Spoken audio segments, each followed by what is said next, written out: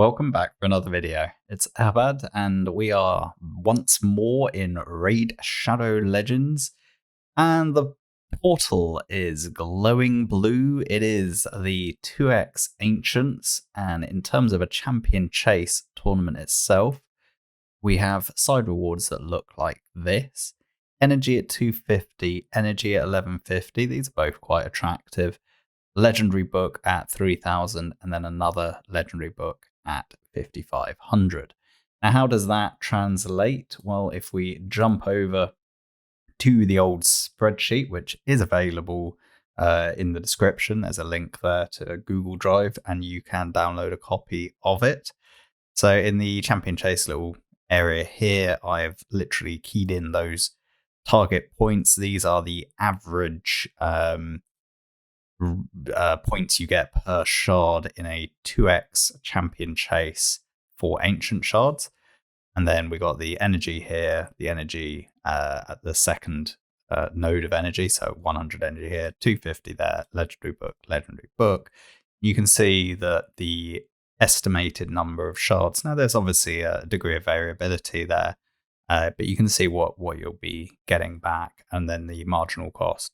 Now, in general, my recommendation for this would be, assuming you have a reasonable shard count and you're likely to be able to do the next fusion, we'll put that to one side. And obviously there's a certain expectation that you're already farming Ultra Nightmare Clan Boss. If you're not, then it's really about maximizing your chance to be able to get Ultra Nightmare on farm. And it's really a case-by-case basis, and it very much depends on your own account. But assuming that you're farming Ultra Nightmare Clan Boss a little bit more mid to late game, that's really where I'll be talking predominantly from. And in that regard, I've always generally advised going for the 3000 points, which takes around 60 shards, as being a good ratio of number of shards to pull, chances to get a decent set of champions coming back, something to flesh out your roster. But you also, I would expect, to be shard positive. If you're active in the game, I would expect you to earn more than 60 shards every 6 weeks. So this will be sustainable if you're only pulling Ancients during 2x. You'll slowly build up a shard stockpile to be able to do things like guaranteeds if they give us one, which it's been a bit inconsistent in the last 6 months, on the old guaranteeds. Now, I would say the second legendary tome is quite expensive, a further 50 shards roughly to get that second tome. Given that it's going to put you into shard negative territory, generally isn't really worth it. Now, if we jump back into the game itself and we look at my specific situation on my account, I actually have a surplus of ancient shards right now. This is beyond what I would expect to need, even if they throw us a couple of guaranteeds or some kind of special summoning event, hero path, something, who knows. But I think I have more than enough. So I'm inclined to go for both legendary tomes. I've actually burnt quite a number of legendary tomes in the last CBC. I think I've used about 30. There's been suddenly a big need to try and book out a load more champions. So I'm definitely burning more resources, and having built up that big stockpile over time, it's something that I've started using. So I have started to deplete my chickens as well. Absolutely, ramping up the pace in which I'm building 6-star champions. I showed this in the previous diary. Of these champions, only previously 2 were 6-star. These 3 are all new 6-stars. Bodbar, Steel Skull, Rockbreaker, all new 6-stars. We go in here, Cormac is a new 6-star, Growhack a new 6-star, and Helen the Shriek was actually already a 6-star but hadn't been mastered. And then lastly in this room, Ambassador was a new 6-star. So there's quite a number of new 6-stars coming through. in a relatively short period of time, and that's really what Curse City is all about. And in theory, actually, that should be part of the fun of the game. To be honest, is the desire to build new champions and try different things out. I'm hoping we get a bit of free regearing because in the last little bit of Curse City, I think I've got to do a lot of regearing and it's going to use up a lot of silver. So hopefully we'll get that, but I don't have any particular expectation that we will. I'd love to get a second copy of Nekmo. I do use him in my Nightmare Hydra team, and I'd love to have a second copy to use in another team. Beyond that, what am I really looking for? Well, one of the Banner Lords that will help for that magic room, so Lord Chamfort or Killian. Shiramani would help in the Force room, as would Lonatharil. I think Alsgor also is viable within that room, but not quite as good as the other two, because at least Lonatharil has use elsewhere as well. And beyond that, the other champion that I'm really keen to pick up a copy of is Morag. I obviously did get a copy previously that was used in one of the fusions, but I do not have a copy right now, and actually a very highly rated champion overall. You got this team up with 2 random allies. This is adding a good amount of damage in that secret room. You got an AoE that gives you strengthen, which is actually pretty massive, to be honest. And then obviously ignoring shields, always nice, double hit. So really strong champion, would love to pick up a copy of her. So all in all, given that I'm chasing certain champions, trying to get progress, got a large shard stockpile, there's, I wouldn't say particularly stellar rewards, but there are at least additional rewards for pulling. All in all, I think I'll go for the 2 books. So let's see what we get. And bunch of epics, none of the ones we need, unfortunately. We only really need Morag. I don't think there's probably a few more epics non-void that I don't have, but I've got most of them, to be honest. It's I'm really hoping we pick up Morag, but so far not so good. I think Malekith is actually new for me. I think so. Yeah, got a revive in Knight's Revenants. I mean, that there's always a secret, a cursed. It's not really a secret room anymore, is it? There's always a cursed city room that might be useful on. 340 points. You already know it's just one epic. I actually haven't made a note. Normally, what I would do is make a note of each pull and how many points we've got. So I probably will quickly pause here, see if it's caught up. I think it was around 900, 800, and 300. So we should be able to work out if this is up to date. I think that is up to date. Let's make a note of that. 2287. And our target is 5,500. So, 5,500 minus, let's just add this quickly into my spreadsheet. There we go. Job done. We got 3213 to go. And now we can actually make a note of it as we go. And we'll know what we need. 1070 from this one. Are we going to hit gold? Maybe. We did. It is gold. Oh, Harima. That is actually my most wanted non-void legendary by far, to be honest. Harima is massive. Massive, not just for Hydra, because of decreased attack plus this AoE provoke, and the fact that you can reduce target's defense that stacks up to 30%, better than cruelty, like absolutely phenomenal. But also one of the best arena nukers. So for tag team, for live arena, oh, that's exciting. That is actually a quality pull. I've been really very blessed recently. I've had a lot of very good RNG. But I'll take another legendary, please. One of the ones I want. Or a Morag. I'm still greedy. Give me more. And we didn't get what we wanted there. What was it? I didn't actually pay attention again, but 750 plus 7 lots of 20.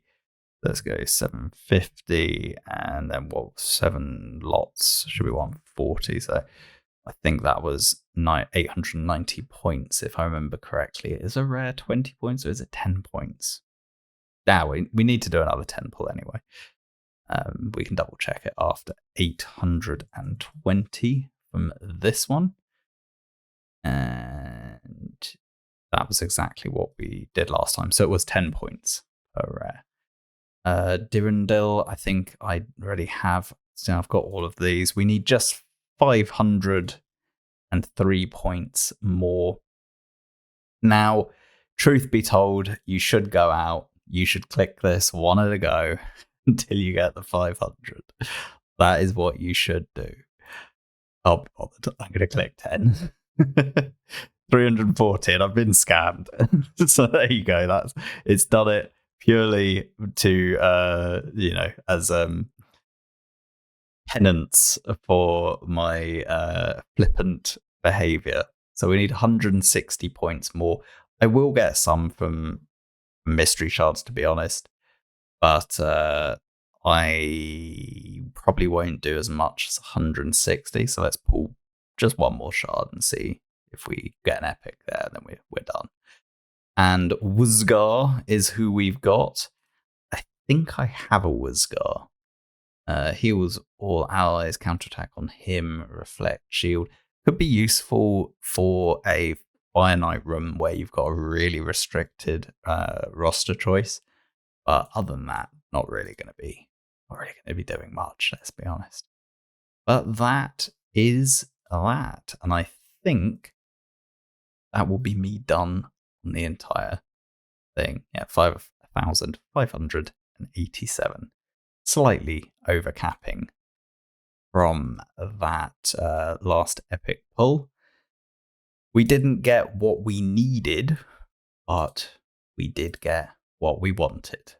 So, pretty chuffed with that. Harima is going to go straight into being built. Absolutely can't wait to use her.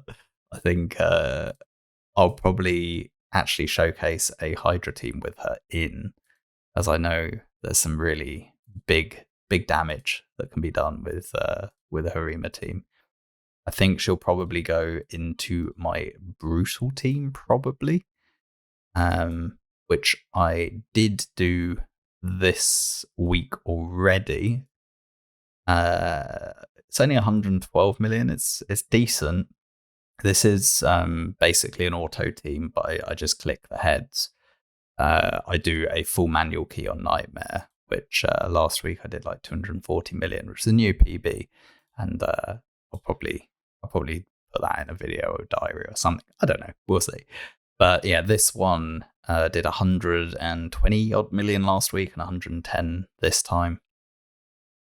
Decent, but I think there's room for improvement. I'd like to get Nightmare, consistently above 200, Brutal around the 200 as well, and then I feel like I could probably do something with a Chunder team in hard. I could probably do like 500. I've never done that much. I normally spend all my time on the Nightmare key, and then I just have no energy to do brutal and hard, and I just do what needs to be done. But yeah, we'll see. So that is the shard pulling. Right then, it's the next morning now, and with those summons out the way, still so chuffed about getting Harima. We actually need to do quite a lot of work on terms of the champion training and Minotaur if we want to really have a crack at that cursed city. I did win the old PRCVC, so let's have a collect all of these rewards. I let them go to the inbox typically. I don't have to on the artifact accessories, and I didn't have to on some of the other bits, but the personal rewards I always like to go here, because then I can choose when I want to redeem this big energy chunk. And actually, I'm going to do it today. I have a bit more time today. I don't necessarily have a lot of time to play tomorrow. And I want to do it right now because we've got the champion training event, which I'm going to push on and do quite a good chunk of it today. And with any, excess energy I have, I can then end up doing Minotaur and Sand Devil's Necropolis, which is now the most important place for me to expend energy after getting Minotaur done. So what I'm probably going to do with the initial bit of energy is I want to get tier 6 on these two, and probably on Ambassador I need Fearsome Presence as well if I want to have any hope of doing these rooms. And I want to try and get Harima to level 50 through Minotaur. So I'm probably going to spend at least half of this energy just doing Minotaur with this setup, and then we'll see where we are. Basically, I should get a good chunk of the champion training done with this energy chunk, and also get quite a lot of Minotaur done. Plus, I'll do my regular Iron Twins today, and all the rest of it. And I'm gonna have to do a bit of arena as well. So what I'll probably do is I'll run this Minotaur for a while. Right, we're back, and it's actually now the evening, and I've done a lot of Minotaur. If you look a few seconds earlier, we had 36,500 gems, and we'd just taken the PRCVC big energy bonanza and had like 2,500 energy or whatever. We've burnt 750 gems roughly, and all of that energy. And we've just been absolutely relentless in Minotaur. So a couple of things I wanted to actually show quickly, if I maybe do what recently used. So Harima Mastery is now pretty much done, at least up to T6. 6-star 60. We have built her pretty quickly. I haven't booked her yet or ascended her. I would like to wait for CVC for this, to be honest, but we'll see. I might be impatient, but I've been working on the champions I need for Curse City. So we're nearly got the T6 on Lethalin, not too far off the T6 from Deliana. We have T6 on Grohack. I did a lot of Minotaur during CVC as well. T6 available on Kellen, T6 now available on Fodbar and on Rockbreaker, and I've made the decision to 6-star Kinagashi as well. Now the reason for that, if we just get out of this, if we go Curse City. So the original team I was going to give a go was this, and basically I've put Fodbar in a provisional build and Rockbreaker in a provisional build. Steel Skull had a very bang average build that I'd used earlier in Curse City. Fane's in my clan boss team, and currently Gnarlhorn's built for Shogun, so a completely inappropriate build. However, I did jump in and I just wanted to get a sense of what I was dealing with. And these two Taras are seriously problematic. Basically, if you attack Marishka, you get counterattacks from Taras, and obviously we want to try hit everyone with the decreased defense and see if we can get a bunch of stuns. Having Fearsome Presence will help, and I will get it up, but you can see the main issue, which is a single counterattack from Taras one-shots Fodbar. Now I'm going to get around that slightly by putting Bolster on someone. It could be Rockbreaker, more likely I'd say Steel Skull. That will help a bit. But beyond that, I also feel like we need more forms of hard crowd control, basically. Because we need to kill Marishka first. We need to keep crowd control on everyone. And if we do have a death, it's going to be a bit of a problem. So it's given me enough idea to know kind of the direction of travel. We want to be able to go in, do this damage, but then we get counterattack from from Taras. So, as a consequence, we know a couple of things. One, I'm going to want to get someone in bolster set. I'm going to want to have a fearsome presence on Fodbar, which is why I ground out the rest of the masteries and have a better chance of doing it. I think I do need a reviver, which is why I've put Kinagashi to 6-star. And I've started work if I require additional crowd control, if the team that I'm putting out isn't sufficient, because I've kind of got 2 provokers, and actually it turns out that I need more, less soft crowd control and more hard crowd control. So like freezes and stuns. Gory becomes a likely candidate. Really, I could replace Gnarlhorn with Gory, and then, or even Feign with Gory, so go something like this rather, because Kinagashi needs to come in. So this might end up being a more likely team to actually succeed, but I will at least start like this or this and see if I can get it done using this setup. But we'll take into consideration things we've learned, and it could be that Kinagashi goes into bolster or Steel Skull. Kinagashi has slightly higher base HP, so it's probably a better candidate for it. So yeah, that's kind of where my thinking is. So this is typically how I like to approach this kind of very difficult content. I won't necessarily fully gear out everyone. I will do some initial gearing, have a go, see kind of what the battle looks like and what I think I might need. So, I think that's that room done to us. Well, not done, but at least I've got a viable idea in my mind about what I want to do in terms of gearing. And then here we've got really no healing, so we're going to have to use Harvest Despair. So with stun sets, Harvest Despair will give us the leech that will help us heal. We're going to go probably stun set on Kellen, Artak, Rhonda, and Growhack. And obviously Growhack's going to give us a bit of a TM steal, which is what I'm going to be relying on, trying to keep the turn meter of... It's undecided, actually. I kind of need to just kill Siffy fast, but you also want to keep the turn meters down on Rotus, to be honest.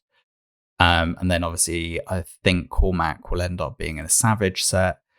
You can get the decreased defense rather before attacking, and you have a decreased speed. So we also have a decreased speed coming from Growhack on the A1, 2 times at random AoE, and then a hit with turn meter steal. So I think he's like a reasonably good candidate for a stun set. I have booked him out last CVC to give this, a go. So I think we've got a idea here, and we pretty much know what gearing we need. I think we're going to end up having to go Fearsome Presence at least on Kellen, Growhack, and I think maybe I can put it on Rhonda as well. I can't remember if I've set Rhonda's masteries. Let's find out. Yeah, we could do Fearsome on Rhonda as well. And then on S14, I think this is going to be the biggest problem. We might need to 6-star Jamasa, but we're going to go stun set on Lethalin with Fearsome Presence. We're going to put the taunt on Deliana. Deliana is going to be Fearsome Presence with a stun set, probably a couple of retaliation amulets, whatever, revenge accessories, and maybe a retaliation set alongside the stun. But I think I'm going to struggle with the accuracy required. I do want to be landing the leech and the block buffs. So yeah, we'll see. Main damage is going to come from Baroth, I think, because we get the decreased defense, and I think that's going to be quite important. We do also get a little bit of a TM on the A1 and a bit of a heal on the A2, but we don't really have a proper TM control, and there's the Tanarak in the second stage, which is why we really want to stack out the debuffs. So if we have things like leech, block buffs, provokes, freezes, we'll just absolutely stack everything. And obviously HP burn, which is going to, again, be a bit of the kind of main damage is going to come from HP burn. We also get a bit of a TM control from Mordecai, and again, a little bit of chance of TM control in the A1. So we'll give this a go initially, but it might be that we need Jamasa. If I can keep everyone stunned, so again, stun set, fearsome on Sentinel, stun set, fearsome on Lethalin, and stun set, fearsome Deliana, with revenge and possibly retaliation as well. Main damage, Baroth and Mordecai. I think I at least have an approach. Whether we can do any of them, I don't know, but I'm going to throw all the resources I can at trying to do it. That's why I've got the stockpile. That's why I've been saving up for so long. Is, when content like this comes up, people always say, "Oh, why are you stockpiling so many resources?" And it's for times like this when there is something I need to do. Then I'm happy to spend the resources. Now, one other thing I wanted to show: how do I do champion training? This is a graphic I have shown many times before, but not for quite a while. So a quick refresh. For rank ones, I'll either do 3 12-3 brutals, or I'll do 1 brew, 3 commons. And when I feed them, I feed them at level 1. I don't do anything beyond that. With 2 stars, it's 9 12-3 brutal with 1 12-3 in normal. And that gets them to level 20. Again, I feed them at level 1. So when I'm taking a 2-star 20 to 3-star, I'll feed with 2 level 1s. 2 level 1, 2 stars, that is. For 3-star food, it is 23 12-3 in brutal, and either 1 12-3 normal or 45 minutes in the pit, depending on how much time you have and inclination to use the training pit. And then when I'm using them as food, I'll put a single brew in, which will get to level 10. That gives 20 champion training points per brew. Then for 4-star, it's all in brutal 12-3. And when I'm using them as a food, it's 2 brews and a common, which gets them to level 15. And then for 5-star, I either do brewing, campaign, minotaur, some combination depending on why I'm getting them to 5-star 50, So it's a bit more variable. And then if I'm using 5-star food to make a 6-star, the 5-star food gets 5 brew and a common to get to level 23, which gives 25 points per brew used that way. So hopefully this is useful, and I will include this tab in the Excel that I make available. It'll be in the comment section of this video, so feel free to download yourself as a copy and reference this anytime you want to. Now, we also talked yesterday about the Sand Devil and the dust. And I remember saying about that I did a bit of analysis back at the time when they released Gear Ascension, they released Sand Devil, and I said, how much worse it made the odds of getting a good piece of gear with the correct Ascension. And I showed a really extreme case of where you're trying to get a 6-star legendary pair of speed boots, with a quad roll inaccuracy, for instance. And I was saying basically, if Ascensions didn't exist, it would take nearly a million runs to get a pair of these, but with Ascensions, it's 6 million. And you can see how much the RNG of the Ascension scaled up the scarcity of hitting the right stats consistently, or consecutively, if you will. So it was definitely something that I thought was quite concerning for the game. And I think it's really a good thing that they've now provided us with the Chaos Dust to be able to undo this, and that they've not capped its usage. So you can definitely guarantee that you'll get the Ascension you want. I also gave an example of, say, a less extreme gear piece, something that is what we would consider viable. And I think if we look over here, what I said was viable was either a triple roll for an epic or a double and a single.